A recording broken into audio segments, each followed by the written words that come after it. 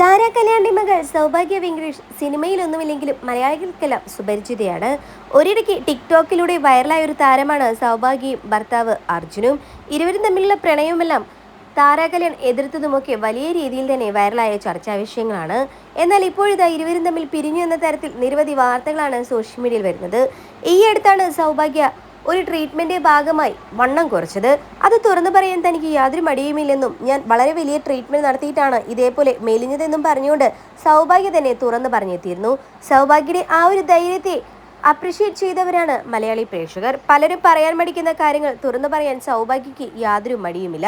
എന്നാൽ അർജുനുമായിട്ടുള്ള വിവാഹമോചനത്തിന്റെ വാർത്തകൾ വന്നതോടുകൂടി സൗഭാഗ്യ പ്രതികരിക്കണമെന്ന രീതിയിൽ തന്നെയാണ് ഇപ്പോൾ രംഗത്തെത്തിയിരിക്കുന്നത്.